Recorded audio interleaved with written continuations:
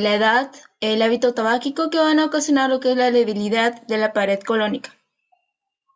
Más adelante se va a hablar cada uno de ellos. Siguiente, por favor. A ver, creo que Abigail tiene una pregunta. No, doctora, lo que pasa es que no se está grabando la clase o no se ha creado en el... Sí, lo que pasa es que estamos en una sala de reuniones, no es aula USAT, sí.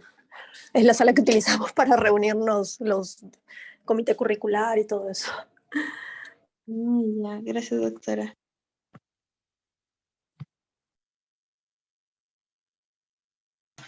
Ya, bueno, la dieta, vamos a mencionar la dieta otra vez, ha sido considerada como es un factor importante en cuanto al desarrollo y progresión de esta enfermedad verticular. Se realizaron unos estudios inicialmente que sugieren y se encontró que una dieta baja en fibras, puede ser un factor causal de esta enfermedad. Recording in progress.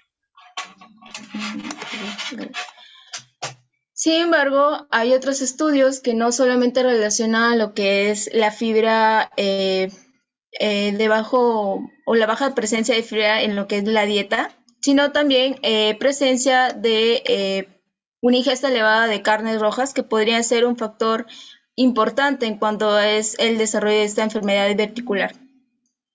Ahora, el aumento de la grasa a nivel del mesenterio también estaría asociado en cuanto a la activación de macrófagos dentro del tejido adiposo que conlleva una acumulación de citoquinas proinflamatorias. Ahora, los efectos de esta grasa visceral sobre el deterioro de la función de la barrera de la mucosa y de la presencia de la translocación bacteriana no pueden ser descartados en cuanto a el desarrollo de esta enfermedad diverticular. Ahora, las fibras de tipo 3, de colágeno tipo 3, está relacionado con la edad, ya que esta se va a aumentar su síntesis en cuanto a relacionado en proporción a la edad. Explicaría que este es un factor de riesgo, sea la edad en cuanto a la diverticulosis. Siguiente, por favor. Por otro lado, esta patogenia también van a hablar sobre 3 factores. La alteración anatómica intrínseca de la pared, que en un estadio prediverticular se puede observar lo que es engrosamiento tanto de la capa muscular circular como de las tenias. Esto no es debido a la hiperplasia o hipertrofia de los miocitos, sino a un exceso de depósitos de fibras de elastina que se van a disponer de manera contraída entre las fibras musculares.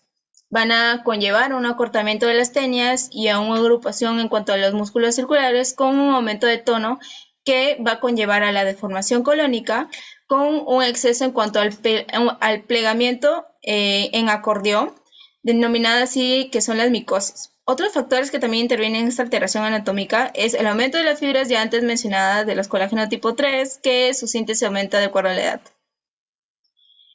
Otro factor serían los trastornos de la función motora. Es el factor principal o el factor responsable en cuanto a esta herniación de la pared. Va a haber un desequilibrio en cuanto al aumento de estímulos excitatorios colinérgicos y una disminución de los inhibitorios que son mediados por el óxido nítrico. Va a causar una hiperactividad colónica que más la micosis haga un exceso en la semectación del colon que no se comportará como un tubo de manera continua, sino con múltiples cámaras separadas con pliegues australes contraídos.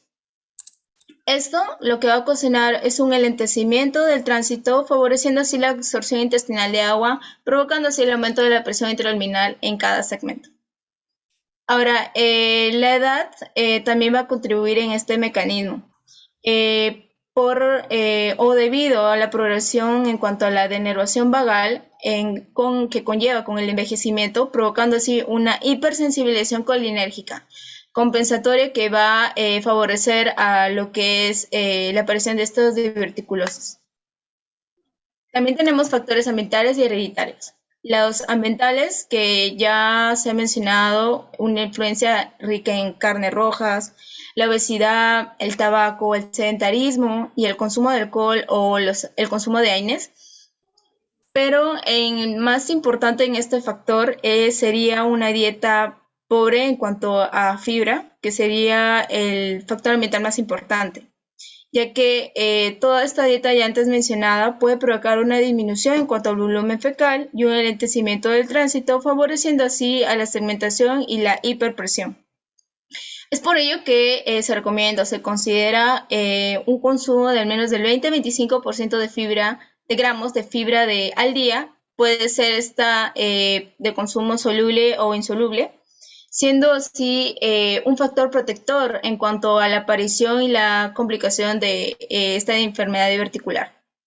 En los factores hereditarios se ha observado en hermanos y gemelos que son pacientes afectados y bueno, se ha dado una implicación genética debido a enfermedades o las conectivopatías.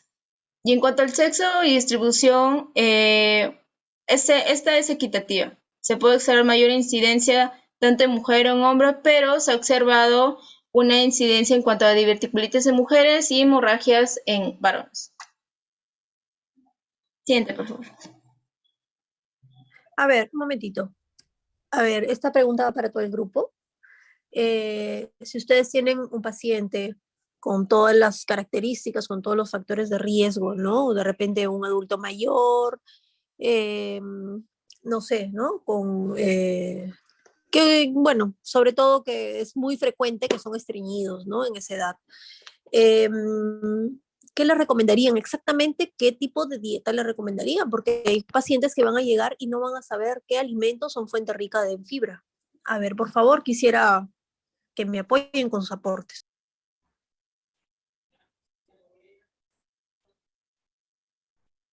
Bueno, los alimentos que son ricos en fibra serían alimentos como frijoles o lentejas, que son, bueno, son fibra, serían considerados fibras solubles. También consumir frutas y vegetales. Y bueno, usualmente se recomienda que este consumo de frutas y vegetales sean, no, sobre todo los vegetales, no sean cocidos, sino también consumidos de manera cruda. ¿A eso se refiere, doctora? Ya, sí, es correcto. ¿Alguien más, por favor, del grupo que tenga algo más que agregar?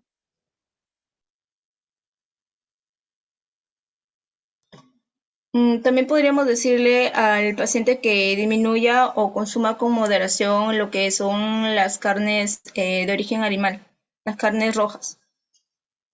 Y disminución en cuanto al consumo de frituras o consumo de grasas saturadas o procesados. Ya, ¿alguien más que por favor pueda aportar con lo que se refiere a la dieta rica en fibra?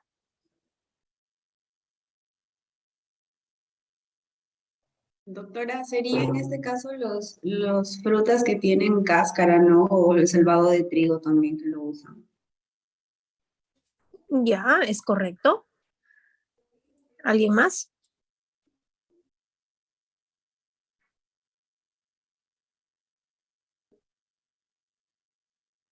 ¿Nadie más? O sea que todo eso es lo que le van a explicar al paciente, porque ustedes recuerden, ustedes van a estar haciendo labor preventivo promocional como médicos, o sea, es su principal objetivo de médicos generales, ¿no? Entonces, eh, tienen que ustedes ser muy claros con la explicación, o sea, no solamente bastar con decirle dieta rica en fibra, porque nomás le mencionan al paciente la palabra dieta y eso va a hacer que el paciente automáticamente empiece a tomar sopitas, gelatinas, tecitos, ¿no? Entonces, ellos dieta, la palabra dieta la relacionan con eso y no con lo que es la alimentación, ¿no? Como nosotros como médicos o como personal de salud lo entendemos. Entonces, eso es sumamente importante que ustedes expliquen en palabras sencillas cómo es que deben de alimentarse estos pacientes.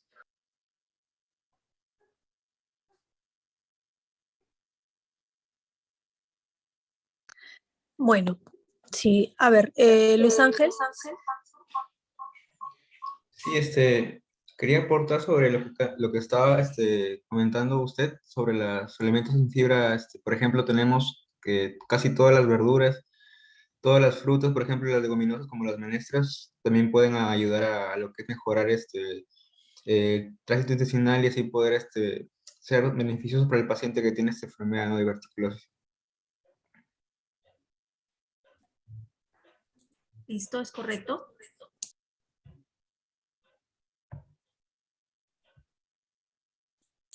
Bueno, miren, para poder finalizar este detalle, ¿no?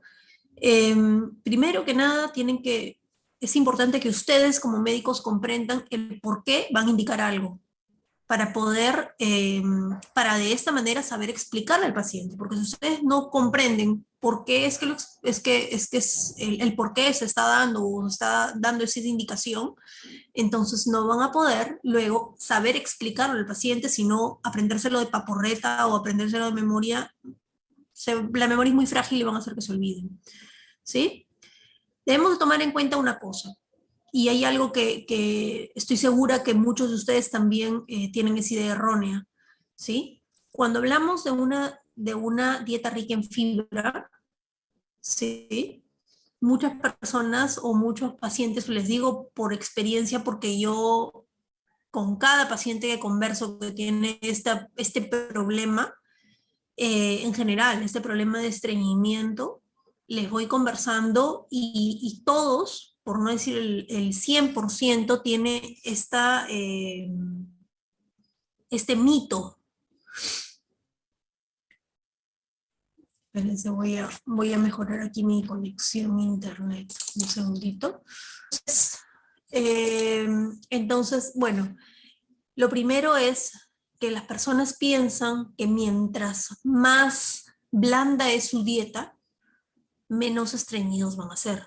Y esto es todo lo contrario, ¿sí? ¿Por qué les explico esto? Mientras más blando coman, más duras van a salir las heces. ¿Por qué? Porque más procesada le están dando la comida o la alimentación, el alimento, al estómago y a los intestinos. Entonces,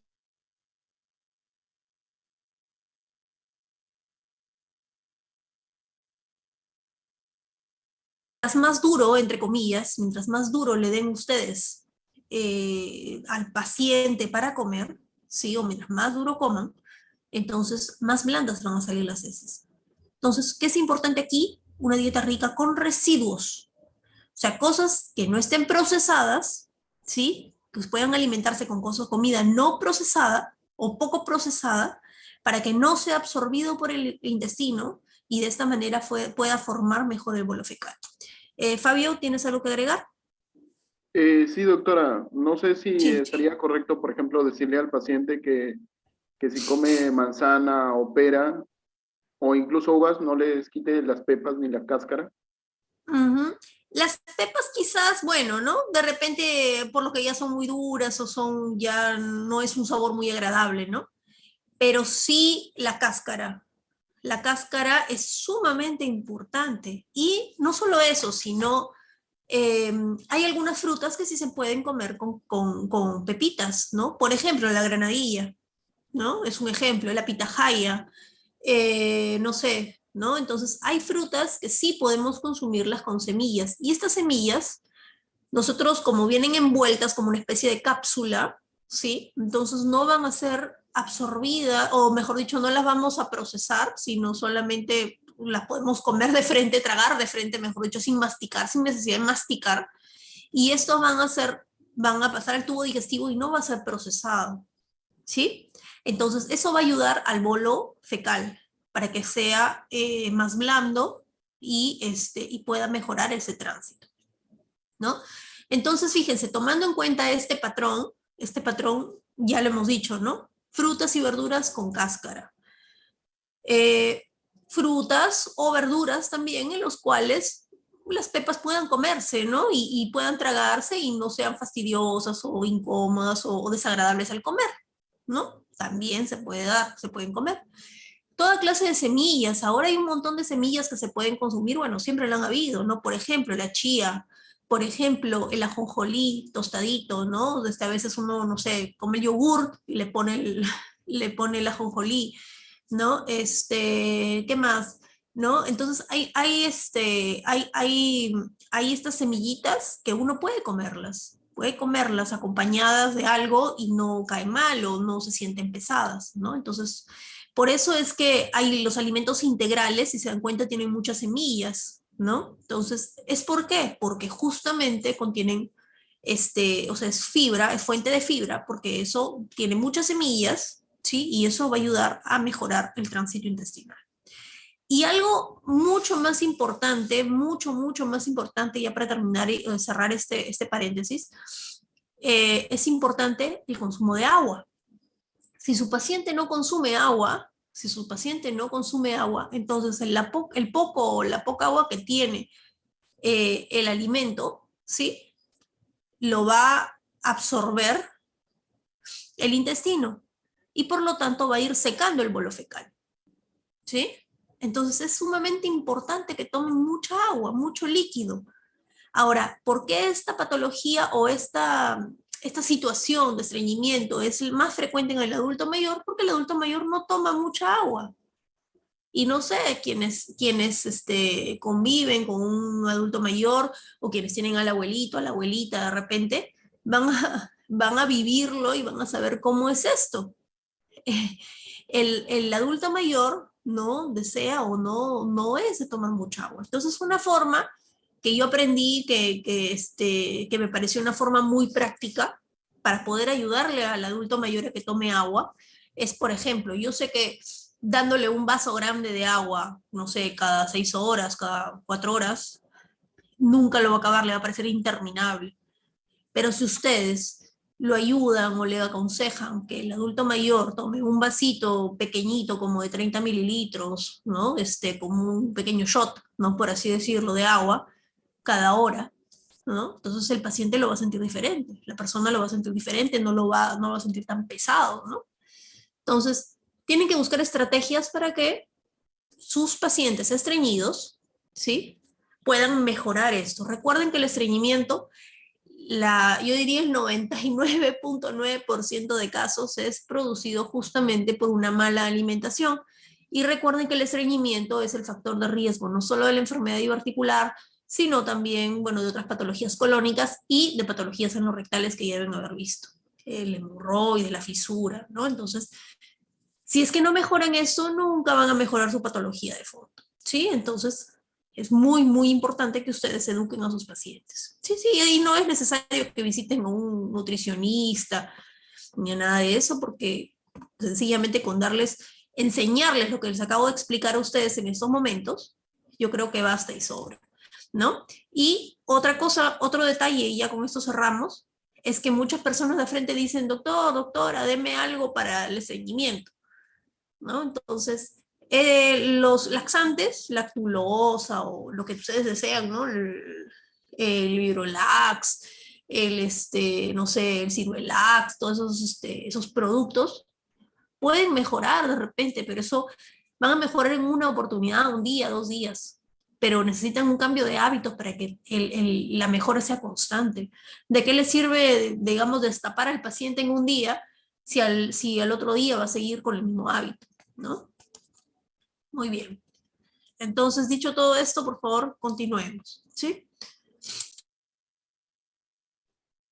Bien, siguiente, por favor. Ahora vamos a hablar sobre la clasificación. Bueno, esta clasificación se va a dar en presencia de divertículos que se puede dividir en un paciente sintomático o asintomático.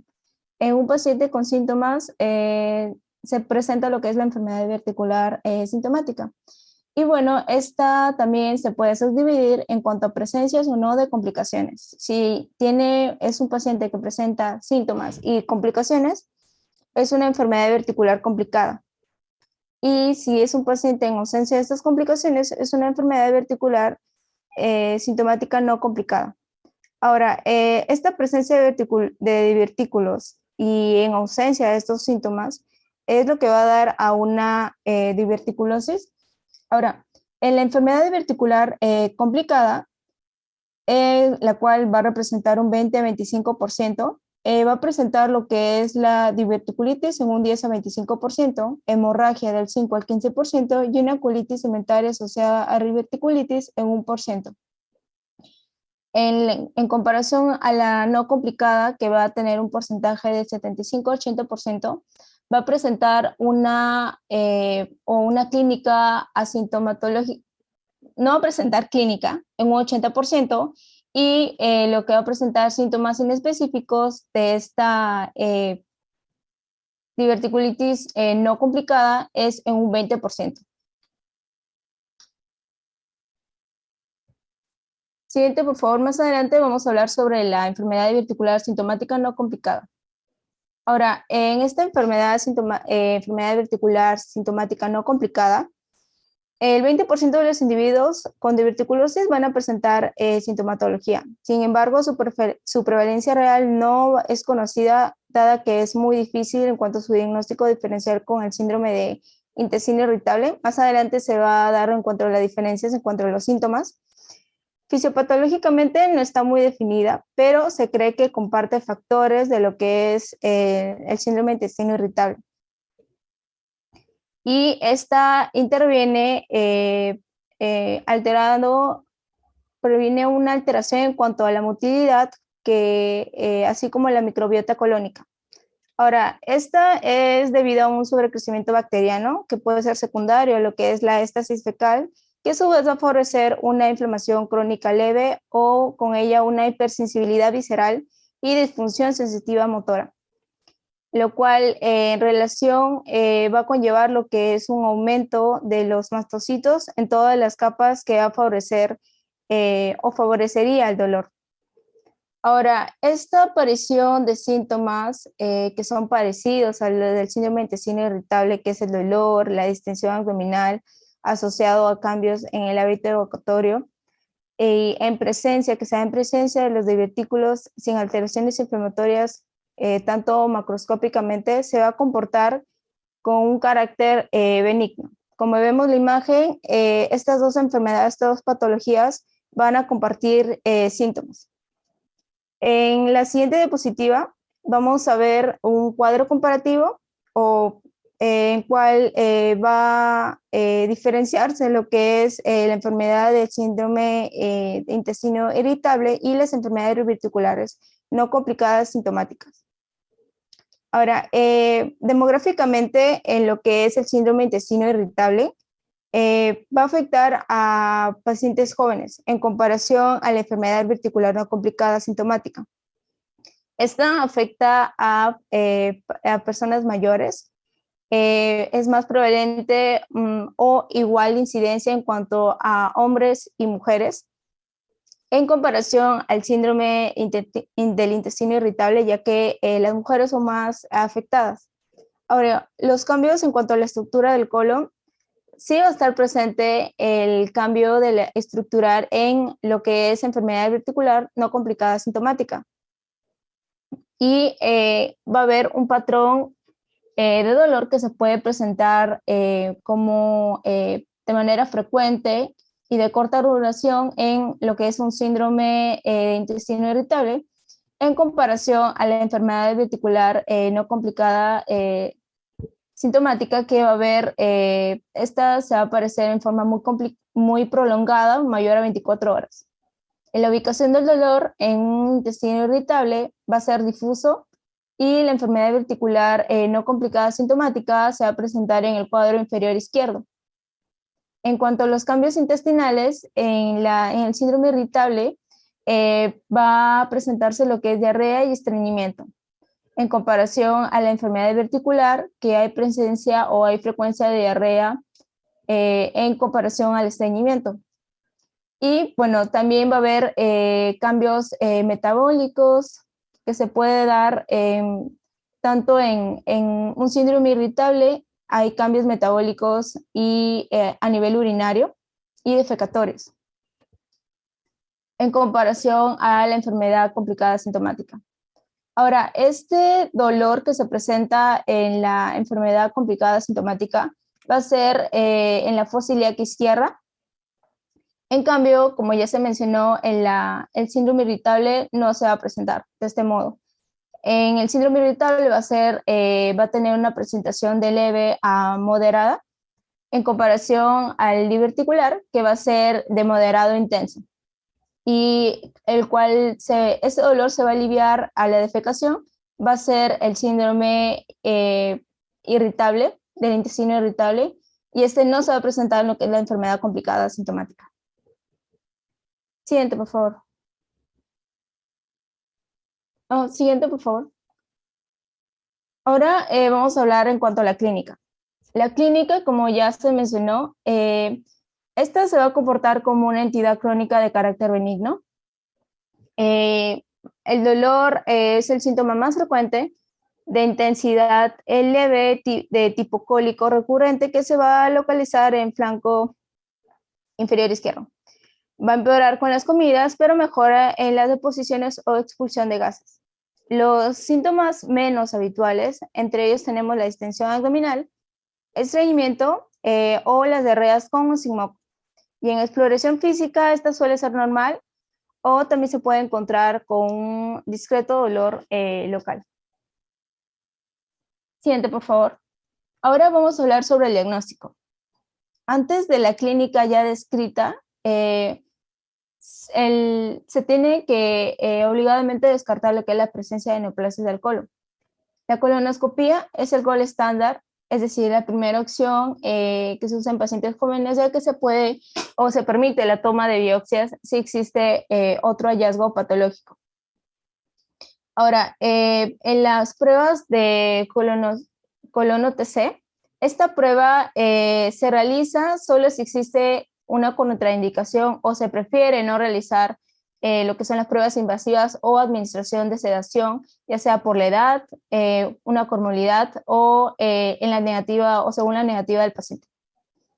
La ventaja es que es mínimamente invasiva y no va a requerir sedación. Por el contrario, este procedimiento no va a permitir la extracción de pólipos o la realización de biopsias.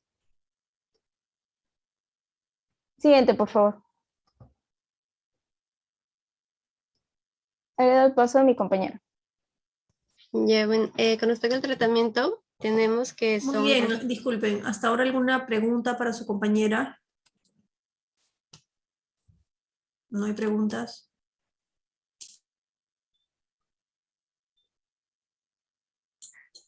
Bueno, muy bien, continúe entonces, por favor. Ya.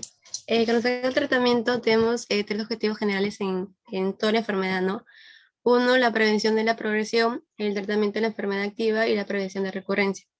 Entonces, si comenzamos con la diverticulosis sintomática, el tratamiento según la guía menciona simplemente decir al paciente que tenga una dieta rica en fibra, ¿no? Que consuma frutos secos, consuma menestras, legumbres y también frutas y verduras con cáscara, ¿no? Luego también, bueno, adicional la parte de hidratación y con respecto a la parte de ejercicio, por lo menos caminar 30 minutos al día, ¿no? Siguiente, por favor. Ya. Luego el tratamiento de la enfermedad diverticular sintomática no complicada también tiene a la vez sus propios objetivos. Primero, diferenciar esta enfermedad con respecto al síndrome de intestino irritable, que ya mi compañera lo mencionó. Luego el otro objetivo es tener un alivio de los síntomas y mejorar la calidad de vida. Y el tercero es prevenir la progresión de esa enfermedad a una diverticulitis aguda. Siguiente, por favor. Ya, entonces, para el tratamiento de enfermedad en sí se divide en dos escalones. El primer escalón abarca tanto las medidas higienéticas, ¿no? En sí, bueno, la parte de actividad física, consumir, hacer ejercicios 30 minutos al día, no obviamente consumir la parte de tabaco y también medir el peso, ¿no? Mencionaba que tiene un factor de riesgo mayor de 30 LMC para esa enfermedad. Y luego con respecto a la parte de dieta, también indicar al paciente una dieta rica en fibra insoluble, como la parte de menestras, trigos, los frutos secos, por lo menos 30 gramos al día, y también se le puede adicionar un suplemento, ¿no?, de esa fibra. Siguiente, por favor. Ya, el segundo escalón ya se da por las partes de los antibióticos, donde se usa un antibiótico no es horrible, que es la rifacimina, que sería 400 miligramos cada 12 horas durante 7 días al mes, ¿no? Entonces, el tratamiento, en resumen, de esa enfermedad diverticular sintomática no complicada es la dieta rica en fibra más la rifacimina, ¿no?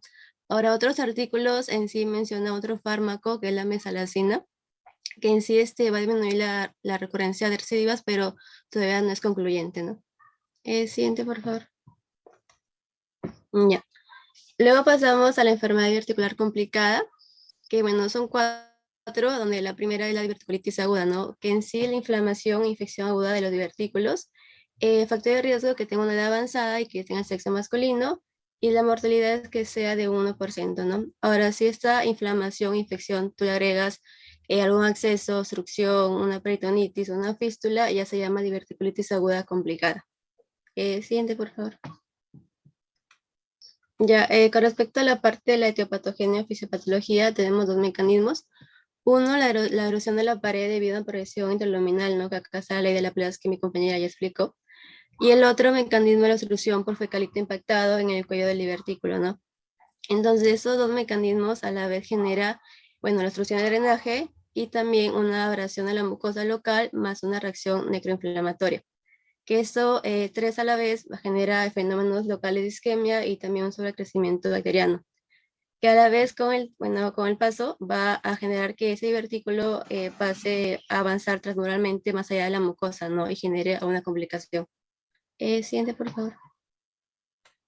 Ya, entonces, según la calificación de Inche para diverticulitis son 4 grados, donde el primero, segundo son los accesos y tercero a cuarto ya es la peritonitis, ¿no? Y también lo puede clasificar como estadio 1, la simple o no complicada, y estadio 2 a 4, la complicada. Siguiente.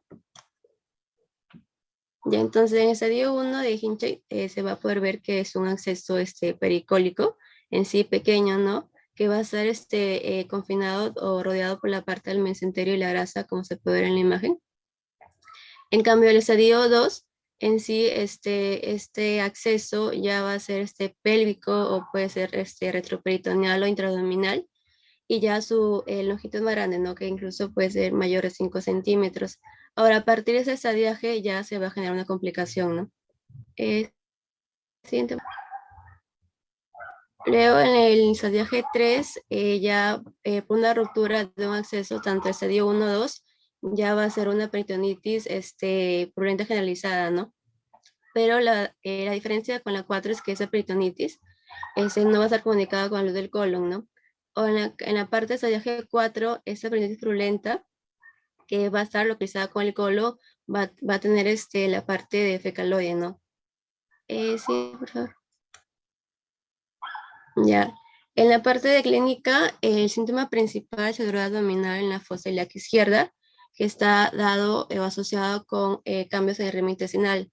Por ejemplo, estreñimiento un 50% y diarrea un 25%. Y en la parte de examen físico, pues, los ruidos hidroaéreos van a estar disminuidos, y pues obviamente si hay una diverticulitis va a haber fiebre, ¿no? Que se puede asociar a una hipotensión o a un shock. Siguiente, por favor. Ya, respecto al tratamiento hospitalario y ambulatorio, tengo que saber antes de qué darle cuáles son los criterios para que vaya al hospital o vaya a la parte de la casa, ¿no? Entonces, en tratamiento hospitalario tenemos 2 criterios. Uno, que el ATAC, que es el gol estándar para esta enfermedad, que muestra una diverticulitis complicada, ¿no? Que esté dado por una perforación, un acceso, una obstrucción, una fistulación. Y el otro criterio es que el ATAC en el paciente no sea no complicada, pero que por lo menos tenga una o más de las siguientes características que voy a mencionar. Uno, que tenga sepsis, que tenga un dolor abdominal intenso o una peritonitis difusa, tenga una microperforación, que la fiebre esté mal controlada, mayor a 39 grados centígrados, que tenga la edad mayor de 70 años, que tenga una comorbilidad significativa, tenga intolerancia al ingesta oral, y con respecto a la parte sanitaria sea un incumplimiento de la atención o falta de sistema de apoyo, y sobre todo que haya un tratamiento ambulatorio fallido. Siguiente, por favor. Ya, en caso de criterios para la parte de tratamiento ambulatorio, es que en resumen que no cumpla con ningún criterio mencionado anteriormente, ¿no? Siguiente, por favor.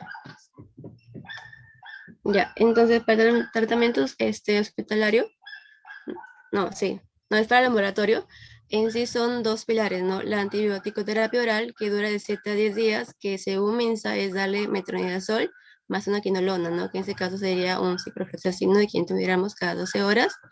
Y en el caso de que no haya ciprofloxacino, pues una levofloxacina, ¿no? Y en el caso de la dieta, dieta líquida claros, hasta que se va a dar una reevaluación, control dentro de 2 a 3 días para ver si es que la dieta llega a ser blanda o semisólida. Siguiente, por favor. Luego, en el tratamiento hospitalario, aplicamos 2 pilares más. Bueno, primero la antibiótico-terapia intravenosa, que es son los mismos fármacos, ¿no? El metronidazol más la ciprofloxacino. Luego, líquidos, dar solución suero fisiológico al 0.9%. Analgésicos, que sería un paracetamol que entenderíamos por vía oral cada 8 horas, y que la dieta que no sea nada por vía oral, ¿no? Ahora, si ese paciente mejora, se le va a dar de alta, que luego voy a explicar los criterios de alta. Pero en el caso que ese paciente no mejora de 2 a 3 días, se va a realizar una nueva TAC, ¿no? Para ver si es que hay una complicación. Siguiente, por favor. Ya, entonces los criterios de alta son 4. Primero, la normalización de los signos vitales, la resolución del dolor abdominal intenso con la leucocitosis significativa y también que tolere la vía oral. Ahora, muy aparte que ya el paciente está de alta, a la parte se le va a dar un tratamiento ambulatorio, ¿no? Para que así complemente su tratamiento de 10 a 14 días, y luego ya se le va a citar a una semana el control, ¿no? Ahora, ese paciente o todos los pacientes que se va a dar dado de alta y que ya resolución de todos los síntomas de esta enfermedad, se le va a pedir una colonoscopia de 6 a la 8ª semana. Y esto se da para 2 cosas. Para uno, para evaluar la extensión de esta enfermedad, o en sí para excluir o descartar el cáncer de colon, ¿no? Siguiente, por favor. Ya, bueno, luego del tratamiento hospitalario, si es el caso que no mejora y ya se realizó la TAC, puede haber 4 complicaciones, ¿no? Uno sería los accesos, que representan un 15%, que la clínica en sí dolor abdominal en la fosa ilíaca izquierda, la fiebre mal controlada, la leucocitosis, y en la parte del examen físico puede hallarse una masa palpable, ¿no? El diagnóstico para esto en sí luego está en el ATAC, donde en esa figura se puede ver una acumulación de líquido que va a estar rodeada con cambios inflamatorios, y en la flecha amarilla, la cabeza grande, donde se puede ver una colección con aire, ¿no? Siguiente video, por favor. Ya, con respecto al tratamiento, depende mucho del tamaño. Si el acceso mide de 4 centímetros, se le da la antibiótico-terapia ya mencionada anteriormente, y luego se le va a seguir un TAC de 2 a 3 días. Si no mejora a través de este tratamiento, se le va a dar un drenaje percutáneo. En el caso que sea un acceso mayor de 4 centímetros, se le va a dar la antibiótico-terapia más el drenaje percutáneo. Ahora, si tiene una buena evolución, se le va a dar una dieta rica en fibra, ya lo mencioné anteriormente, más la colonoscopia a la 6ª semana. Por el caso que no tenga una buena evolución, se va a dar una cirugía electiva, ¿no? Que sería una sigmoidectomía. Ahora, en el caso que tenga buena evolución, ya se le dio la dieta rica en fibra y la colonoscopia, si no tiene una complicación, se le va igualmente que vaya con tratamiento de la dieta rica en fibra, y si es que no, realizar una cirugía electiva. Siguiente, por favor. Ya, bueno, respecto a la parte de hinche, como sabemos, del 1 o 2 son los accesos, ¿no? Entonces, si es que tú le administras antibiótico-terapia y drenaje percutáneo no sirve y falla, acá ya vas a realizar 2 procesos. Primero la parotomía urgente, y luego ya la resección de la sigmoide, ¿no? Que es una sigmoidectomía, como son una anastomosis primaria, que en sí es la unión del colon descendente con la parte ya de recto, ¿no? Para que ya la parte sigmoidea tú lo vas a extirpar. Siguiente, por favor. Yo, en modo de resumen, si tu paciente no tiene divertículos, pero no tiene fiebre ni leucocitosis y sí tolera la vía oral, el tratamiento, como dije, darle fibra más la rifacimina. Ahora, si este paciente tiene divertículos, tiene fiebre, tiene leucocitosis y no tolera la vía oral, pues darle la parte de ceftriaxona más metronidazol, pero por vía intravenosa. En el caso de que el acceso sea menor de 4 centímetros, igualmente la antibiótico-terapia, pero si es mayor de 5, darle el antibiótico más el drenaje percutáneo. Ahora, en el caso de Hinchay 3 y 4, que ya es peritonitis, tenemos que saber si el paciente está estable, ¿no? Si la parte está de hecho, sus signos vitales y todo, o también que el paciente tenga comorbilidades y que sea una edad avanzada. Si es que no, bueno, si en el caso que el paciente está estable, se le va a dar la resección, que es la sigmoidectomía más la anastomosis primaria, en el caso que no sea el procedimiento de Harman, ¿no? Que en sí son 3 cosas: la sigmoidectomía, la colostomía proximal y el cierre del muñón distal. Siguiente, por favor. Bueno, luego, la otra complicación es la obstrucción, que en sí, en la clínica, bueno, va a haber un dolor que va a ser en la parte, en la fosa ilíaca izquierda, que va a ser agudo, insidioso, y por ejemplo, la parte de obstrucción se asemeja mucho a los síntomas, ¿no? O sea, que haya distensión abdominal, va a haber disminución del ventoso y la deposición, va a haber náuseas y vómitos, va a haber también timpanismo, la percusión. Y eso se debe, uno, al estrechamiento de la luz por engrosamiento inflamatorio de la pared y otro por la compresión extrínseca de un acceso. El tratamiento de esa obstrucción también es resección programada, pero antes de eso tenemos que liberar obstrucción, ¿no? A través de aspiración nasogástrica o enemas con agua, ¿no? Luego que ya se alivió esa obstrucción, se va a realizar la resección programada, ¿no? Donde en sí es una sigmoidectomía más una colostomía terminal. Siguiente, por favor. Le pasa a mi compañera. Ya. Bueno, continuando con la exposición. Muy bien, disculpen. ¿Alguna pregunta para su compañera que acaba de terminar de exponer?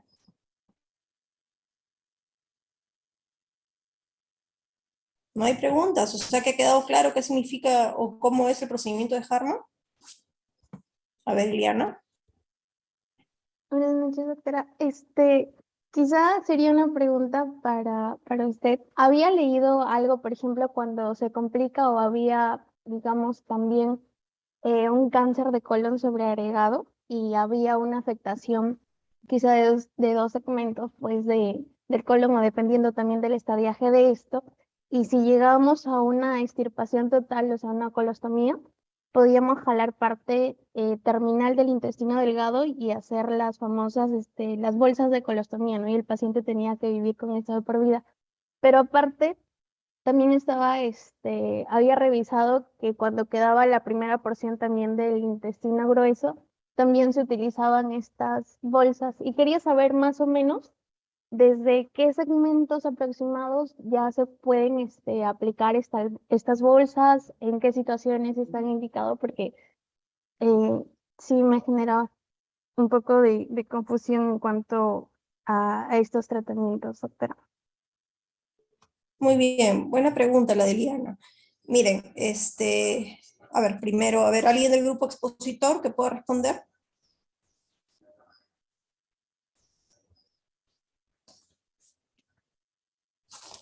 Nadie. Entonces, no deben de limitarse a estudiar solo lo que exponen, ¿sí? Sino que también leer más allá, ¿no? Bueno, Eliana, respondiendo un poco a tu pregunta, para empezar, el procedimiento cuando se extrae todo el colon se llama colectomía total, colectomía. Eso deben de ustedes conocerlo. Todos los sufijos deben de ustedes conocerlos. Por ejemplo, el sufijo ectomía, ¿sí? Ectomía, ¿qué quiere decir? A ver, ¿quién me dice? Extirpación, resección. Extirpación, excelente, ¿sí? Extirpación de algún órgano, ¿sí? Entonces, colectomía quiere decir sacar el colon, ¿sí? O extraer el colon, ¿no? Ostomía, el sufijo ostomía. ¿Quién me dice? ¿Quién sabe? A ver, el grupo expositor, porque lo ha mencionado, a ver, la última expositora lo ha mencionado varias veces. Doctor, en sí es poner una abertura sobre la piel, ¿no? Que comunique el colon que está cortado. Ya, más o menos por ahí va, pero estamos hablando de manera general, ostomía, no necesariamente el colon. A ver, Renzo dice, no es drenaje, ¿será drenaje? ¿Abertura quirúrgica, doctora? Una abertura quirúrgica, más o menos por ahí va. Ostomía quiere decir comunicación hacia el exterior de un órgano o una cavidad, ¿sí? Entonces ahí salen los diferentes términos. Por ejemplo, colostomía es la comunicación del colon con el exterior, ¿sí? Ileostomía, gastrostomía, toracostomía, traqueostomía, o sea, son orificios, aberturas hacia el exterior, ¿sí? Y otomía el término o el sufijo otomía, ¿qué quiere decir?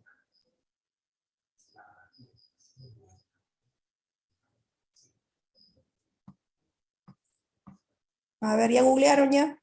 Una apertura temporal. Apertura temporal. Más o menos, sí, podría ser más o menos así, ¿no? Pero la definición es apertura, ¿sí? O incisión de un órgano o un tejido o una cavidad, ¿no? Entonces, ejemplos, por ejemplo, tenemos la parotomía, ¿sí? Es abrir el abdomen, ¿sí? Toracotomía, craneotomía, traqueotomía, celiotomía, gastrotomía, coledocotomía, cuando hacen una exploración de vía biliar, ¿no? Entonces, si ustedes comprenden bien esos sufijos, entonces van a entender muchos de los procedimientos quirúrgicos que nosotros hacemos. ¿Sí? Entonces, partiendo de ese punto, entonces estábamos hablando con Eliana lo que ha dicho, ¿no? Estaba diciendo que si tenemos el caso de un paciente que tiene divertículos y a la vez cáncer de colon, ¿no? En primer lugar, hay que definir si es que, bueno, primero que tendría que ser bien salado, que tenga cáncer de colon y a su vez tenga una diverticulitis aguda, complicada encima, ¿no? Tendría que ser muy, muy salado. Pero bueno, hemos tenido casos, no necesariamente que han tenido cáncer de colon directamente, o sea, cáncer de colon específicamente y divertículos o diverticulitis, pero sí hemos tenido pacientes que han tenido hemorragias digestivas bajas por divertículos, por enfermedad articular. Y recuerdo muy claramente un caso de un paciente que tenía divertículos en absolutamente todo el colon, desde el sigmoides terminal hasta el ciego, todo el colon. Entonces, cuando hay esos casos donde todo tiene, por ejemplo, en este caso ese paciente, todo tiene divertículos, y uno no sabe cuál es la fuente de sangrado, porque el paciente tenía hemorragias digestivas severas, en los cuales estaba ya politransfundido, con más de 10 unidades transfundidas, porque el paciente le transfundías unas cuantas, mejoraba un poquito, y él intentaba hacer la colonoscopía, veías todo lleno de divertículos y lleno de sangre, entonces uno no sabía cuál era el punto de sangrado. Entonces, en esos casos, sí está indicada la colectomía total, o sea, sacar todo el marco colónico. Y si tú sacas todo el marco colónico, ¿qué va a quedar? Ya te va a quedar solamente el ilion, ¿sí? Entonces el ilion es lo que se va a abocar a la piel. ¿Y eso cómo se llama? ¿Quién me dice? Iliostomía, doctora. Iliostomía. Ahora, cuando nosotros hacemos colostomías, iliostomías, por una medida de higiene, ¿sí? Es que ponemos o pegamos unas bolsas de colostomía, ¿sí? Entonces, a eso te referías, Eliana. Las bolsas de colostomía se pueden componer incluso cuando a un paciente se le pone un dren, cuando a un paciente se le ha hecho un procedimiento, una iliostomía, una colostomía, una ionostomía, ¿no? Se le puede poner, pero por una cuestión más de higiene, para no estar poniendo gasas o poner algún otro dispositivo, ¿no? Entonces, las bolsas de iliostomía son unas bolsitas especiales que se venden, ¿no? Creo que vayan a las farmacias, que tienen un sticker, o dos stickers, mejor dicho, ¿no? Y el sticker más interno es el que uno puede recortar a la medida del orificio que uno va a pegar, ¿no? Entonces, si tiene una colostomía, pues, ¿no? Que mide más o menos 3 centímetros de diámetro, ¿no? Entonces uno lo recorta y luego la pega y tiene doble sticker para mayor seguridad. A eso se refieren con las bolsas de iliostomía. Las bolsas se llaman bolsas de colostomía, ¿no? Pero pueden ser usadas para iliostomía, para colostomía, para drenes, ¿no? Nosotros lo usamos mucho para drenes, entonces a veces paciente, no sé, de una apendicitis, se le operó, se le puso un dren y le ponemos ahí su bolsita, ¿no? Y no es que le hayamos hecho una iliostomía o una colostomía, ¿no? Sino es que le hemos puesto una bolsita para que por ahí drene y nosotros podemos poder vigilar mejor qué tipo de drenaje hay, cuánto está drenando exactamente, ¿no? En lugar de ponerle una gasa ahí que de repente manche su bata y que no podemos cuantificar o verificar bien qué contenido está saliendo por ahí. ¿Sí? ¿Hasta ahí ha quedado todo claro? Y en cuanto a los pacientes que tienen que vivir con estas bolsas, doctora, ¿hay un tiempo de esperanza de vida, no sé, diferente a la normal? Sí. Miren, los pacientes con colostomías o con ileostomías pueden vivir muchísimos años, o sea, no es que se altere su esperanza de vida. Existe un periodo de adaptación del intestino para poder, en que el cual, digamos, madura la colostomía o la ileostomía, ¿no? Que es por lo menos unos 3 meses. Pasado ese tiempo, pasado este periodo, ya como que la producción a través de esas ostomías mejora. Sobre todo las ileostomías mientras más proximales son, o sea, mientras más altas son, ¿no? Más secreciones va a salir por ahí. Entonces, digamos, qué riesgos puede tener un paciente con una ileostomía alta o incluso yeyunostomía? Hemos tenido una oportunidad de pacientes con yeyunostomías porque ya el paciente quedaba con intestino corto, ¿no? Entonces, aquí, ¿qué riesgos se corren? Primero, que el paciente se deshidrate, porque sale mucho líquido, ¿no? Entonces, desequilibrios hidroelectrolíticos, deshidratación, ¿no? Y bueno, lo otro es el síndrome de malabsorción, ¿no? O sea, dependiendo qué tan alta sea la ostomía, ¿no? Si es que ya no hay más intestino por debajo o ya por alguna razón no se ha dejado, no hay más intestino, pues hemos tenido muchos casos de estos, incluso este año nomás hemos tenido por lo menos 2 o 3 casos así. Esos pacientes pues sí llegan a tener desnutriciones muy severas o incluso pues ya fallecen que terminen, digamos, huesito y pellejo, ¿no? O sea, sus nutriciones son más proteico-calóricas severas, ¿no? Severas las proteínas en el suelo porque no hay una absorción adecuada de nutrientes, ¿no?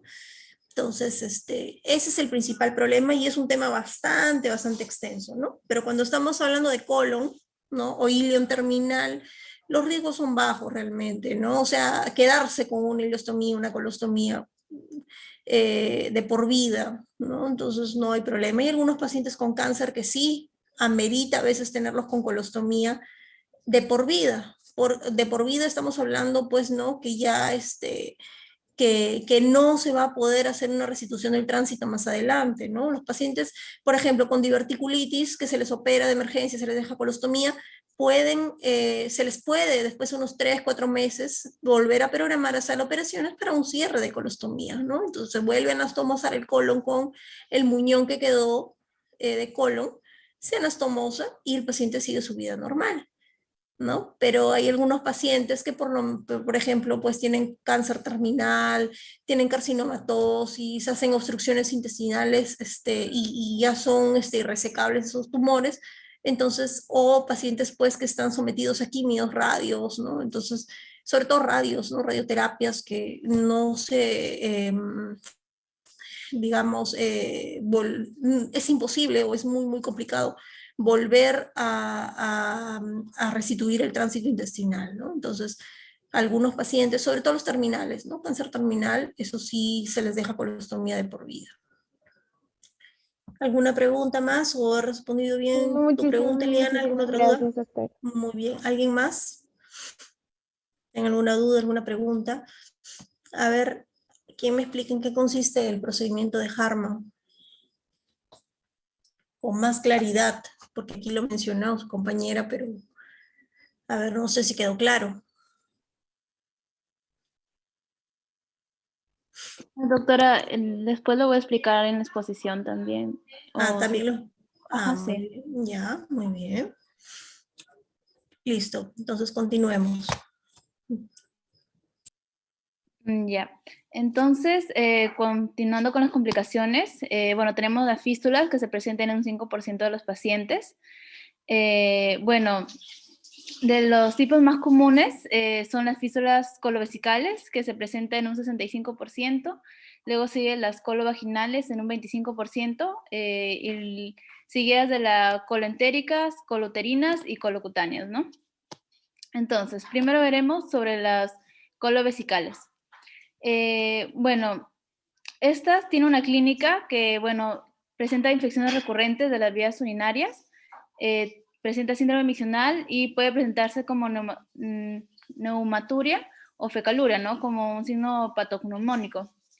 En esta ubicación colovesical bueno, es más frecuente por su anatomía en hombres, ¿no? Ya que se comunica con la vejiga.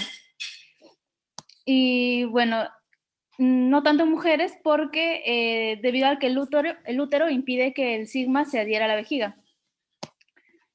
Bueno, se saca tomografía abdominopélvica y bueno, en esta se va a evidenciar el aire en la vejiga cuando no se ha realizado ninguna intervención.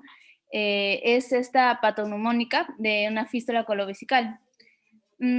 También en esta tomo podemos identificar los divertículos, ¿no?, existentes y también el engrosamiento de la pared vesical. Siguiente. Bueno, con respecto al tratamiento, bueno, el primero se realiza, se le entrega al paciente antibióticos de amplio espectro para asegurar la resolución de la inflamación. Luego comienza la planificación preoperatoria con colonoscopía. Después se realiza la resección programada del trayecto de la fístula y el colon afectado y la anastomosis primaria subsiguiente. Luego se realiza un cierre. Este cierre, bueno, se caracteriza porque si se encuentra un pequeño defecto en la vejiga, esto que nos puede indicar que no sea necesario cerrarlo de forma primaria, ya que la curación se puede producir de forma espontánea, ¿no? Si la vejiga se drena con una sonda Foley durante 7 días después de la operación. Y si se encuentra un gran defecto en la vejiga, este requiere el cierre primario con suturas absorbibles junto con el drenaje Foley. Bueno, el catéter uretral se debe dejar durante 3 a 4 días después de la reparación vesical simple y de 7 a 10 días después de una reparación vesical compleja. Luego, cuando se quiere retirar el catéter, se debe realizar un cistograma. Y ya bueno, siguiente. Bueno, ahora continuando con la colovaginal. En este encontraremos secreción de gases o heces de la vagina. Alrededor de la mitad reportan dolor abdominal.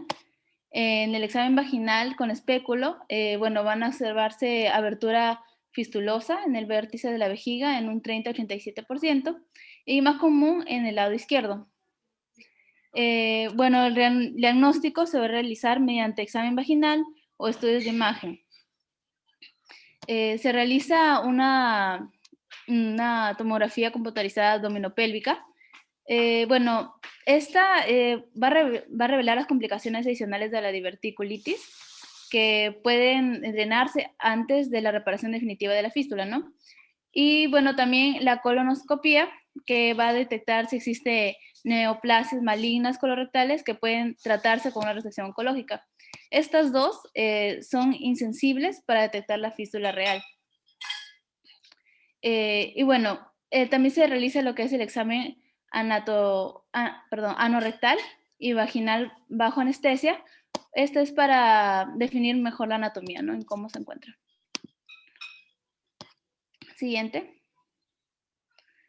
Bueno, con respecto al tratamiento, bueno, se moviliza el colon sigmoide, luego se identifica la fístula colovaginal. Aquí el colon puede pellizcarse o extirparse de la vagina con una colpotomía. Luego se reseca el segmento del colon involucrado en la fistulización y se realiza una anastomosis primaria. Bueno, si existe un exceso de inflamación o sepsis en el tejido, la anastomosis se debe realizar, pero protegiendo con la ileostomía NASA o realizando el procedimiento de Harman. Ya, bueno. Luego, con respecto al manejo de la vagina, perdón, esta varía según el cirujano, ¿no?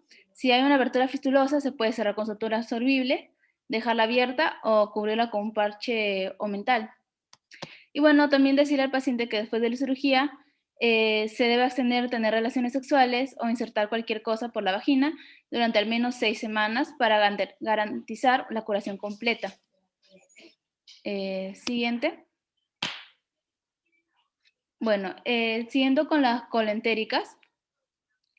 Bueno, su clínica, bueno, acá es conocida por desarrollarse repentinamente, diarrea acuosa severa, puede tener dolor abdominal y pérdida de peso.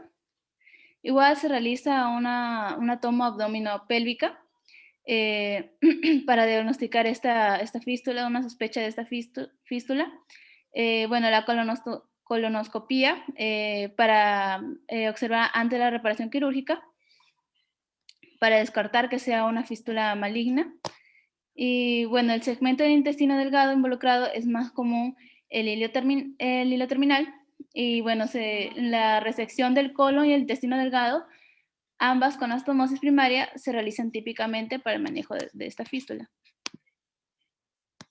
Siguiente. Con respecto a la perforación libre, bueno, aquí tenemos la clínica, que está el peritonismo franco y frecuente con shock séptico, ¿no? También el abdomen se encuentra distendido, difusamente sensible a la palpación ligera. Hay defensa difusa, rigidez, dolor de rebote, los ruidos intestinales están ausentes. Bueno, con respecto a la clasificación de Hinchey, de los grados de diverticulitis, estos se clasifican en el 3 y el 4, 3 y 4, y estos requieren lo que es intervención quirúrgica.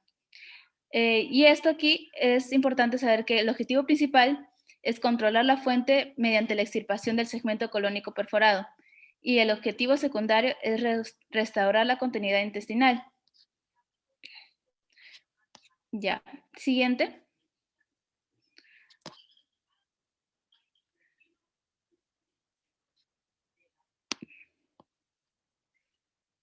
¿Habrá uno anterior? A ver, siguiente. Ah, ya. Bueno. Bueno, continuando con los pacientes estables con peritonitis purulenta, bueno, en el objetivo secundario se restauraba la continuidad intestinal, ¿no? Y ya, bueno, esto se basaba en la estabilidad hemodinámica del paciente y el grado de contaminación peritoneal. Entonces, en un paciente estable con peritonitis purulenta, se realiza anastomosis primaria con derivación proximal. Ya. Esta es en pacientes seleccionados, ¿no? Con el Hinchey 3. Y bueno, lo que podemos observar en la imagen, donde primero se saca un segmento del intestino por encima de la pared abdominal, asegurando una colocación sin tensión. Segundo, se crea una enterotomía a lo largo del extremo distal del estoma de la asa. Y luego, en la tercera imagen, en la C, se realizan las suturas absorbibles que se crean en un extremo aferente proximal vertido, ¿no? Que se muestra a la izquierda, y un extremo eferente distal nivelado en la derecha, que se muestra en este extremo derecho. Ya bueno, esto lo que va a permitir es que el efluente pase a través del pico proximal hacia el sistema de la bolsa colectora, y esta previene lo que son las fugas a la piel de alrededor. Ya. ¿Dijiste cómo se llama este procedimiento? Anastomosis primaria con derivación proximal. Eso no es una anastomosis primaria con anastomosis proximal. Eso lo saqué de... ¿Qué es una anastomosis? Es la unión.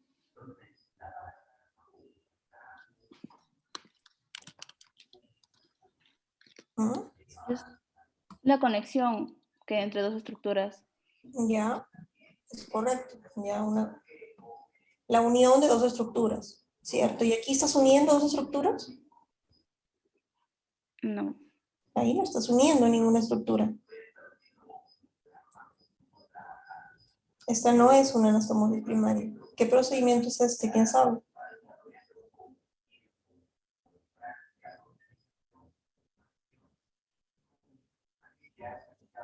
A ver, si ni la expositora sabe. Es que eso yo lo había puesto como anastomosis primaria, pero voy a ver si me he confundido en... No es una anastomosis primaria. Lo hemos mencionado hace un momento. ¿Cómo se llama esto? ¿Una? Mira lo que están haciendo. Se supone que lo aquí en la primera figura es un orificio que se ha hecho a través del abdomen, ¿sí? Es un orificio del abdomen. Y lo que se está haciendo es, en ese orificio se está sacando el intestino, ¿cierto? En la segunda figura lo que están haciendo es cortando, abriendo el intestino, ¿sí? Exacto, ¿ya? Y en la tercera figura lo que están haciendo es suturando la mucosa del intestino a la piel. ¿Cómo se llama eso? Colostomía, colostomía. Colostomía, exacto, es la comunicación del intestino, del colon, a través de un orificio, ¿no? O sea, a la piel, ¿no? Eso es lo que estamos haciendo, es una colostomía. Este tipo de colostomía es una colostomía tipo Mikulicz, o tipo colostomía en asa también se llama, ¿no? O colostomía doble cañón. ¿Sí? ¿Por qué? Porque el segmento proximal y el segmento distal del intestino o del colon están abocados. ¿Cuándo se producen este tipo de colostomía? Cuando existe una obstrucción distal. Cuando existe una obstrucción distal. ¿Por qué? ¿Por qué? Porque si, por ejemplo, están viendo la figura C, ¿no? En la figura C, el lado izquierdo es el colon que va hacia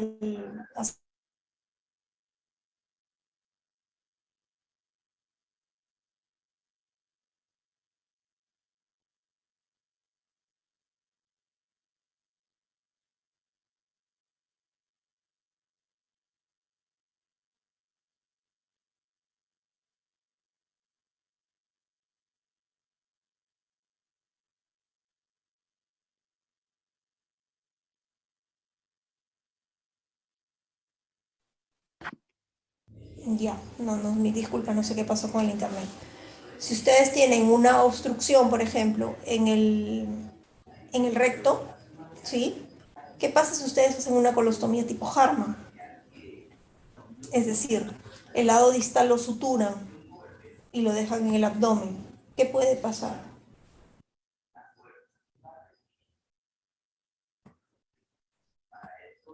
Doctora, disculpe, no se lo escuchó bien.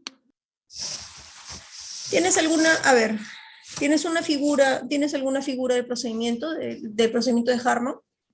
Sí, la siguiente diapo, por favor. A ver, vamos a ir con la siguiente para después explicar eso. Ya, muy bien. Sí, continúa y aquí vamos a terminar de explicar las colostomías. Ya, sí, doctora. Uh-huh. Ya. Entonces tenemos también los pacientes inestables, que se realiza lo que es el control por daños. En los pacientes inestables, son hemodinámicamente inestables debido a que la diverticulitis perforada no tienen la reserva fisiológica para tolerar la resección, ¿no? Y reconstrucción del colon. Aquí se realiza lo que es el lavado peritoneal, el cierre abdominal temporal y una segunda revisión. Luego la resección colónica limitada. Luego de esta se deja el colon grapado in situ o construir una colostomía. Siguiéndolo con pacientes estables con peritonitis feculenta. Aquí se realiza lo que son ya sé qué pasa. Ya, de aquí se realiza la exploración quirúrgica, ¿no? Entonces, primero se realiza la reanimación y luego se usa un lavado de contaminación abdominal y la resección del colon enfermo. Si el campo está muy contaminado, se usa la técnica de Harman, donde acá está la resección segmentaria, una colostomía del extremo proximal y el cierre del muñón rectal. Bueno, Según la literatura, este procedimiento consta de 2 etapas. Y bueno, la primera etapa consiste en que se extirpa el colon sigmoide enfermo y se desvía el flujo fecal y se sutura el recto. En segunda etapa, la continuidad intestinal se restablece mediante una colorectostomía descendente, como acá se ve en la figura A. Bueno, en la B también hay otro procedimiento que también lo clasificaba así como Hartmann también, que es en que en la primera etapa se extirpa el colon sigmoide enfermo y ambos extremos del intestino se sacan a la superficie, uno con una colostomía terminal y otro como una fístula mucosa. Y bueno, en la etapa 2 se realiza lo mismo que se hizo en la, bueno, se realiza la continuidad intestinal, ¿no? Restableciéndose mediante una colorectostomía. Bueno, en el video que está ahí, se va a explicar cómo se realiza.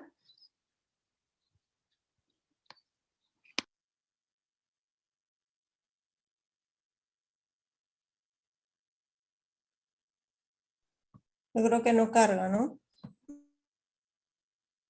Más bien, en realidad, esta figura sí explica más o menos cómo es el proceso. Ahí ya está cargando.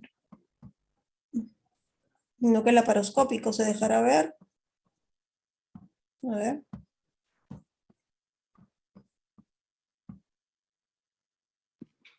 Ya, bueno, nos presentan el caso del paciente de 62 años, el dolor en fosa ilíaca izquierda, 72 horas de evolución, con intestino, abdomen agudo diverticular, ¿no?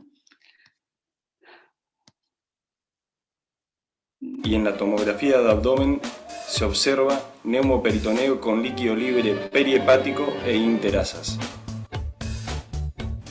Se decide realización de laparoscopía exploradora.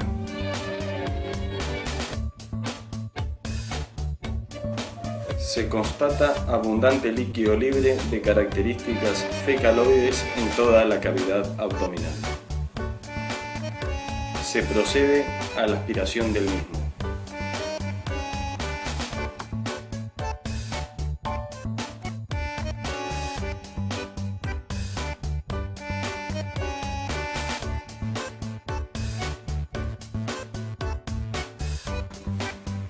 Se liberan adherencias de cirugías previas con tijera y maniobras romas.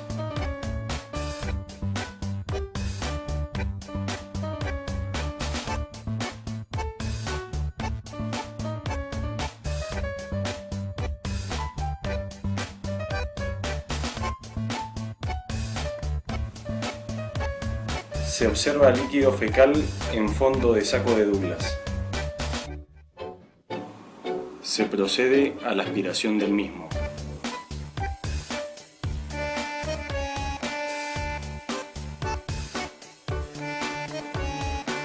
Se constata diverticulitis aguda perforada.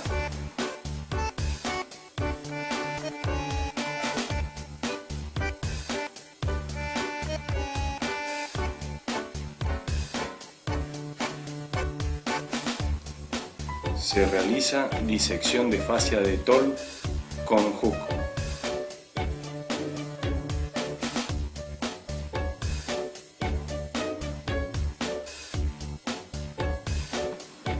Realizamos búsqueda de pedículo de la arteria mesentérica inferior con apertura de mesocolon de medial a lateral, separándolos de los elementos retroperitoneales con maniobras romas.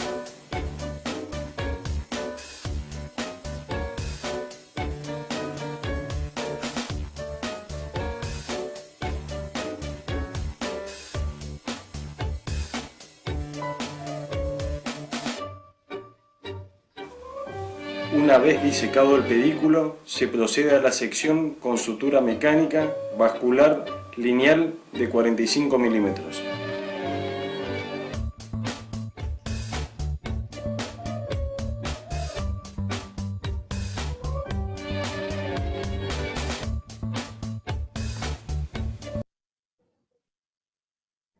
por laterales, combinando maniobras romas con utilización de bisturí ultrasónico.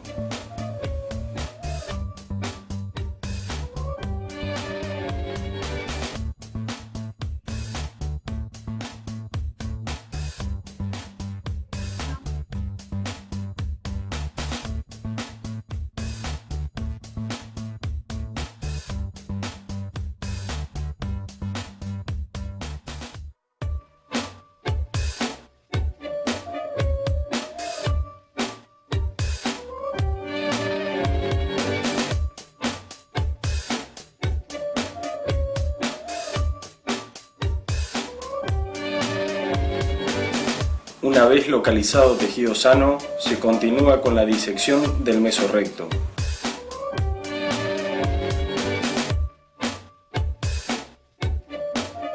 Seccionándolo con sutura lineal mecánica de 45 milímetros.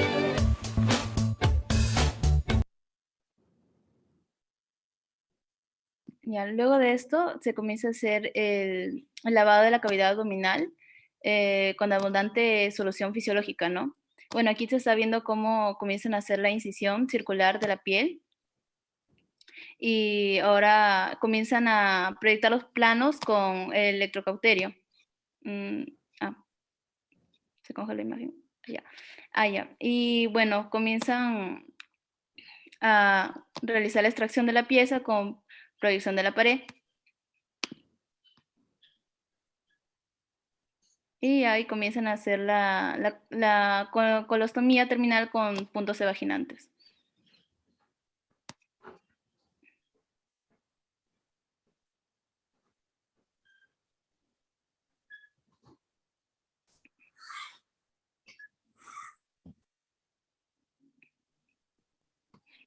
Muy bien, te decía, vuelve a tu gráfico.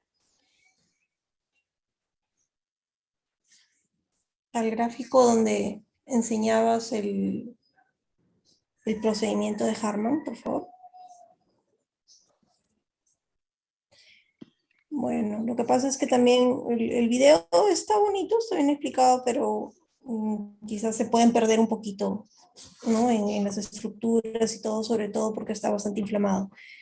Bueno, aquí en el gráfico que ustedes han puesto, en el gráfico A, explica cómo es una colostomía tipo Harman, ¿no?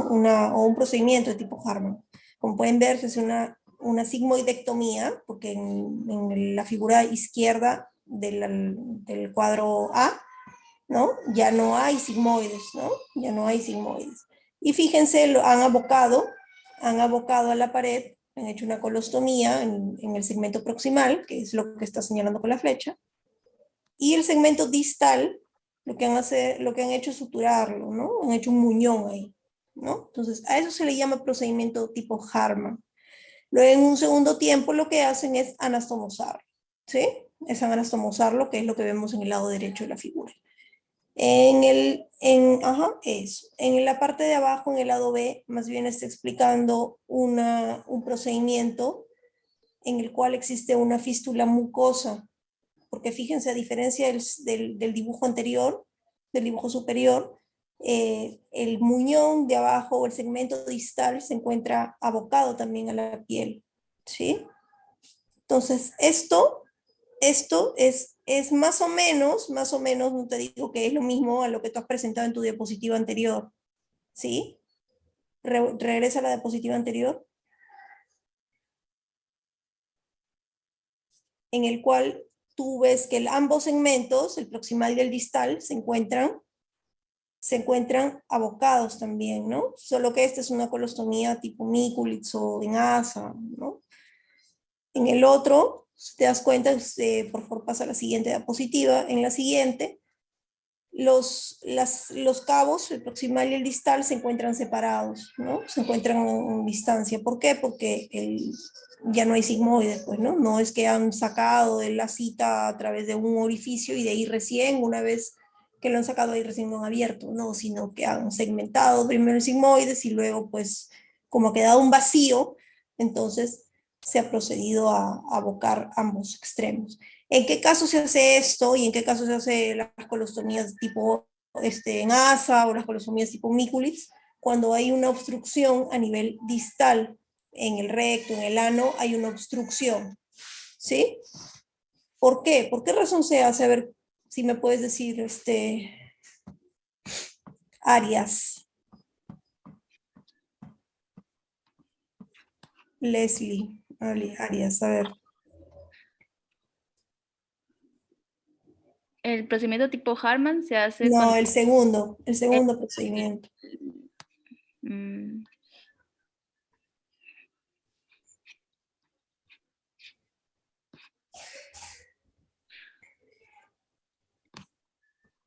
Porque si tú lo has puesto aquí es por algo, ¿no? Tienes que explicarlo, al igual que el gráfico anterior. O sea, si ustedes ponen algo en las diapositivas, es por algo, es porque ustedes lo han estudiado, han preparado sus diapositivas y lo van a explicar o lo han explicado. Tiene una razón de ser, no es poner por llenar, ¿no? Entonces, eso es importante, ¿no? Entonces, por eso te decía que la diapositiva anterior no tenía relación con lo que estabas hablando. Hablabas de una cosa, las de anastomosis primaria y no sé cuánto, y no tenía absolutamente nada que ver, ¿ya?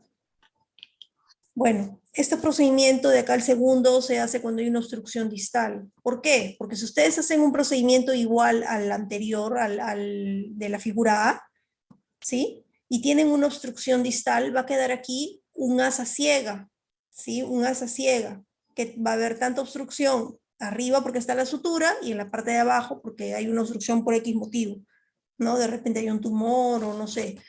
Entonces, si ustedes hacen eso, el intestino va a seguir produciendo moco, ¿sí? Y eso va a actuar como, ¿no? Va a llenarse de moco, va a aumentar la presión intraluminal y eso va a terminar estallando y va a terminar haciendo dehiscencia del muñón, ¿sí? Dehiscencia del muñón. Entonces, por ese motivo es que cuando existe una obstrucción distal se hace una fístula mucosa, que es lo que ven en la figura de abajo. O, palabras más sencillas o más cristianas, se aboca también el cabo distal, para que de esta manera, por ese cabo distal va a salir moco, no va a salir heces, van a salir mucosidad nada más, pero eso va a permitir que si hiciese una obstrucción distal, no quede un asa ciega y pueda, y eso no pueda pues reventar, en palabras sencillas. ¿Sí? ¿Quedó claro? Sí, doctora. Muy bien. A ver, ya terminen ya, sigamos. ¿Qué más falta?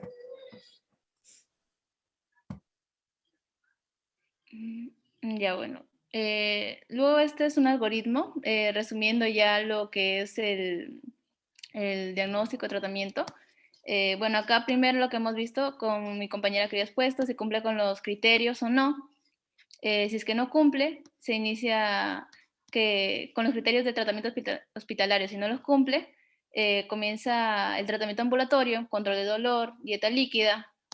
Te haces la pregunta al paciente si hay mejoría clínica después de 2 o 3 días. Si la respuesta es sí, entonces se hace la dieta avanzada y una reevaluación clínica semanal. En cambio, si es que el paciente cumple con los criterios de tratamiento hospitalario, se comienza a iniciar el manejo hospitalario. Comienzas con antibióticos intravenosos, hidratación intravenosa, medicamentos intravenosos para el dolor, el descanso intestinal completo o dieta líquida, ¿no? Entonces, acá también te haces la pregunta, ¿hay una perforación franca, obstrucción o fístula? Siguiente. Entonces, si la respuesta es sí, se refiere a cirugía. Si la respuesta es no, vamos a jugar en el Old tenemos que ver el si el teatro. absceso es drenable. Tengo miedo, ojalá que no tenga equipazo, ojalá que no tenga equipazo. En cualquiera de los casos, si es sí, vamos a ver su equipo, métele con tu viejo salado. Vas a perder por Valera, te acordarás. Si hay mejoría clínica. ¿Cuál es tu récord de paques en un día? 5, hermano. Si no hay mejoría, se repite la tomo y se comprueba si es que hay una nueva complicación, ¿no? Si es que la hay, se refiere a cirugía. Y luego, si es que no hay, se continúa con los antibióticos intravenosos 1 o 2 días más. Si es que no hay mejoría clínica, se refiere a cirugía. Si es que sí hay, Entonces comenzamos con el avance de dieta y cambio de antibióticos, ¿no? Orales, y cuando tolera una dieta oral. Luego existe lo que es la reevaluación diaria hasta que el paciente cumpla con todos los criterios para alta. Si se estanca la mejoría, de nuevo hay que repetir la tomo y de nuevo hacer el logaritmo, ¿no? Luego, si es que la reevaluación cumple con los criterios de alta, se da de alta al domicilio y se completa los antibióticos por 10 a 14 días. Siguiente. Entonces, se da de alta y tenemos que saber si se ha resuelto todos los síntomas a las 6 semanas. Al mismo tiempo, ver si te dicen que sí, si es que sí, se realiza una colonoscopía para verificar si es que existe cáncer de colon, si existe o no. Si sí, se hace referir a la cirugía. Bueno, si es que en las 6 semanas no se ha resuelto, también puede existir una diverticulitis latente crónica y también se refiere a cirugía. Entonces, si al realizar la colonoscopía no existe el cáncer de colon, el paciente está inmunodeprimido o ha tenido un episodio complicado de diverticulitis, si es que sí, referimos a cirugía, o si es que no, observamos y se fomenta una dieta alta en fibra o suplementos de fibra. Siguiente. Ya. Otras de las complicaciones, además de la diverticulitis, encontramos la hemorragia, que es la erosión de la arteriola peridiverticular que puede precipitar hemorragia masiva. Esto es más común en ancianos. Bueno, el colon derecho es el origen de sangrado de colon en un 50-90% de pacientes, el 80% es de manera espontánea y el riesgo de sangrado es de 14 a 38%. Entonces, la patogénesis es que a medida que se hernia un divertículo, los vasos penetrantes responsables de esta debilidad de la pared en el punto de la hernia queda cubierto por la cúpula del divertículo, separando la luz intestinal solo por la mucosa. Entonces, con el tiempo, los vasos rectos, estos vasos se quedan expuestos a lesiones recurrentes a lo largo del aspecto luminal, lo que llevaría a un engrosamiento de la íntima y adelgazamiento de la media, ¿no? Y esto generaría debilidad segmentaria, que esto predispone a una ruptura hacia la luz. Siguiente.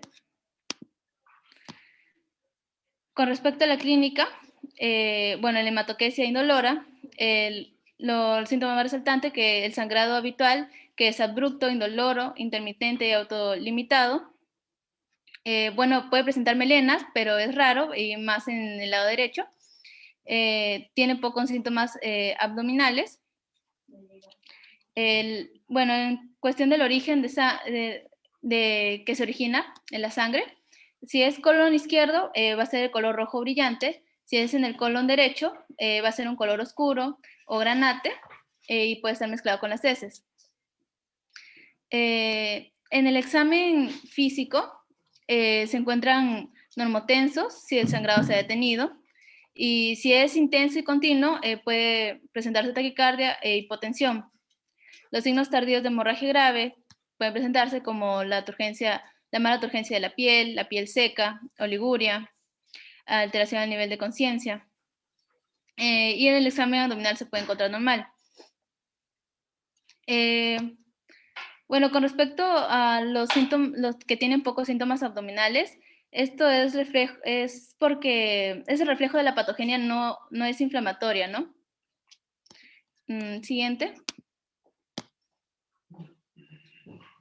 Ya. Con respecto al diagnóstico, bueno, son el diagnóstico más utilizados para evaluación de hemorragia digestiva baja, pero la técnica que más se utiliza es la colonoscopía, ya que tiene localización precisa, así sea el sangrado activo o el tipo de lesión. Y bueno, La desventaja es que necesita reparación de colon para una ventilación óptima, el riesgo de sedación en pacientes con hemorragia aguda. Siguiente. Ya, bueno. Acá. Bueno, el diagnóstico es de presunción y exclusión. Y bueno, las técnicas diagnósticas que se llevan a cabo serán las de todo protocolo de hemorragia digestiva baja, ¿no? Entonces, hay que tener en cuenta algunas que combinan con terapéuticas de esta misma, ¿no? De la hemorragia digestiva baja. Entonces, nos preguntamos, ¿tenemos la sospecha de hemorragia diverticular? Nos preguntamos, ¿hay estabilidad hemodinámica? Si la hay, entonces se realiza una colonoscopía. Esta vamos a identificar el divertículo sangrante. Si se identifica, entonces se puede tratar.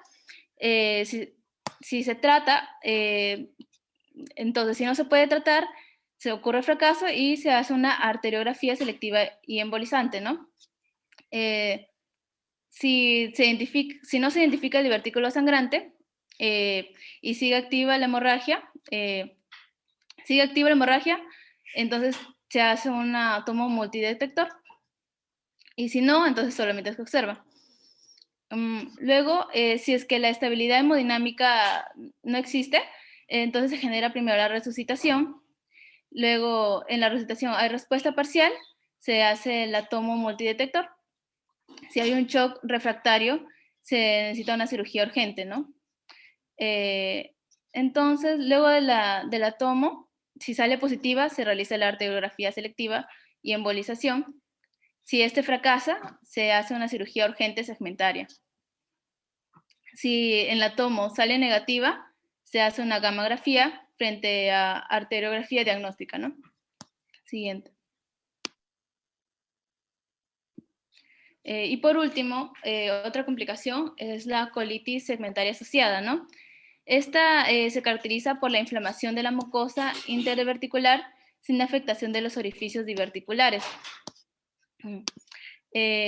Bueno, la triada clásica que nos mencionan es la diarrea crónica, el dolor abdominal tipo cólico en fosa ilíaca izquierda y la hematoquesia rectorragia intermitente. Podemos tener hallazgos de laboratorio, como la inflamación grave, que lo podemos observar en el recuento de glóbulos blancos anormal y elevada calprotectina fecal o lactoferrina. Y en hallazgos por imagen tenemos el TAC abdominal, que encontramos engrosamiento de la pared colónica en el segmento del colon con diverticulosis persistente. Con respecto a la patogénesis, hay teorías como el prolapso de la mucosa, el éstasis fecal y la isquemia localizada. En el prolapso de la mucosa es debido a que está expuesto a esfuerzos de cizañamiento y esto puede causar la inflamación crónica de la mucosa. En la éstasis, bueno, es debido a que hay cambios en la flora bacteriana y la actividad de las enzimas bacterianas, y esto es la que causa la inflamación. Y en la isquemia localizada es debido a que hay cambios de permeabilidad a los antígenos intraluminales o de microcirculación alterada. Y eso también puede causar la inflamación. Siguiente. Bueno, el diagnóstico puede ser por colonoscopía y por histología. En colonoscopía encontramos los tipos, tipo A, que es el patrón de pliegue en media luna, tipo B, patrón similar de colitis ulcerosa leve a moderada, el C, patrón similar a colitis de Crohn, y D, el patrón similar a colitis ulcerosa grave. Bueno, en cada uno vamos a encontrar sus diferencias, ¿no? Como que en la tipo A son lesiones redondas, rojizas, varían de tamaño de 0.5 a 1.5 centímetros de diámetro en la parte superior de los pliegues. En la B tiene pérdida de patrón vascular submucoso, edema de la mucosa, hiperemia, erosiones difusas. En la C ya están las úlceras aftosas aisladas y en la D ya hay pérdida del patrón vascular. Con respecto a la histología, encontramos el tipo A que tiene el patrón de pliegue en media luna, que está en histología, encontramos inflamación. Tenemos la tipo B y D, patrón similar a colitis ulcerosa, y la tipo C, patrón similar a colitis de Crohn. Siguiente. Ah, ya, me había olvidado de mencionar que, bueno, en el diagnóstico no es necesario la comprobación endoscópica ni histológica para un adecuado manejo, ¿no? Con respecto al tratamiento, bueno, existe resolución espontánea en un 10% de los casos, sin necesidad de tratamiento. Bueno, en los casos no autolimitados se da 5 ASA vía oral, con remisión de hasta el 80%. En el difícil control o recurrencias se da enema esteroideos monoterapia o añadidos al 5 ASA. Y rara vez, o sea, en menos del 10%, por sangrado no controlado tras intensificación o por estenosis secundaria recurrencias, estos requieren una resección de segmento afectado. Siguiente. Bueno, en conclusiones es que la anatomía y la embriología para entender las enfermedades colorectales. La presencia más prevalente de la diverticulosis es la asintomática, con un 80% de edad avanzada sin distinguir el género. Para poder hacer un buen diagnóstico, se debe diferenciar y para el tratamiento debe saber diferenciar entre una enfermedad diverticular no complicada y la diverticulitis aguda con sus complicaciones. Para ello contamos con distintos métodos diagnósticos que incluyen el interrogatorio, examen semiológico, examen de sangre y métodos complementarios de imagen. En la enfermedad diverticular es prevalente y se debe sospechar cuando los pacientes presentan un dolor en la fosa ilíaca izquierda, donde el examen de elección es la tomografía. Pero debido a la escasez que existe en nuestro país, se puede utilizar la colonoscopía. Y bueno, por último, la diverticulitis consiste en la inflamación e infección aguda de los divertículos. Y bueno, es la complicación más frecuente, con una incidencia en aumento. La hemorragia diverticular es la causa más frecuente de hemorragia digestiva baja en adultos y ocurre en un 10 a 15% de los pacientes con diverticulosis. Y la colitis segmentaria asociada a diverticulosis se considera una entidad independiente, aunque es pobremente conocida. Siguiente. Y eso es todo. Presentamos nuestra bibliografía. Y eso es todo. Muy bien, muy bien. Hemos terminado la revisión de estos dos temas que son muy importantes. Esos datos no se olviden ustedes siempre de recordarlos. Son datos básicos, cruciales, que siempre vienen en preguntas de examen. Son datos que ustedes los van a ver en el internado. Probablemente van a llegar a diagnosticar diverticulitis, van a diagnosticar también cáncer en algunos casos, ustedes mismos con esta clínica, y van a explicar al paciente y a familiares los tratamientos que corresponden. Muy bien, si no hay alguna pregunta, y con las disculpas del caso de no haber estado presente en la última parte, me despido de ustedes y pues aquí están en la guardia. ¿Alguna pregunta que puedan hacer ahorita o ya nos despedimos?